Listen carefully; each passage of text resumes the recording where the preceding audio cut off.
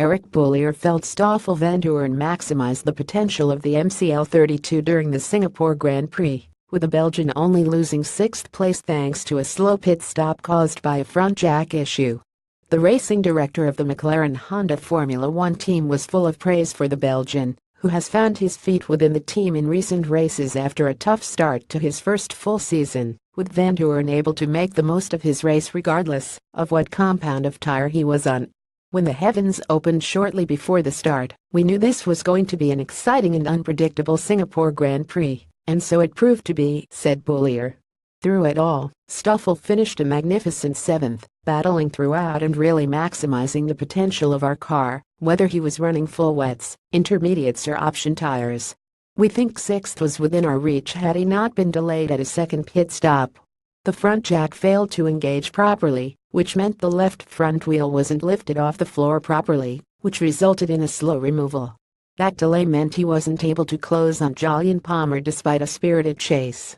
Whereas Vandoorne was securing a much-needed points finish, teammate Fernando Alonso was in early retirement from the race, having been caught up in the aftermath of the first lap crash between Sebastian Vettel, Max Verstappen and Kimi Räikkönen, and although he was able to keep going initially behind the safety car, when the race restarted it was obviously early on that it was impossible for him to continue.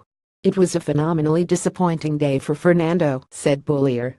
He'd made a brilliant start in the wet conditions, but was harpooned by Verstappen's car at turn 1.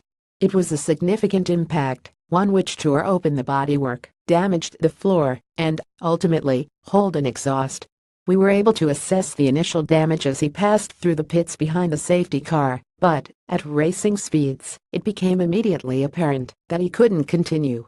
We had to retire the car shortly afterwards.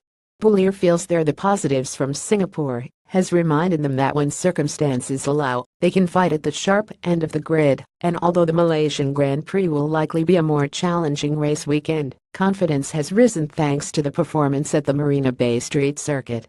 Despite failing to get one car to the finish through no fault of our own, this was a positive day for the whole team, said Boullier. We may not be as competitive around the fast sweeps of Malaysia, but this result will serve to remind us all that we can race hard at the front whenever the slightest opportunity presents itself.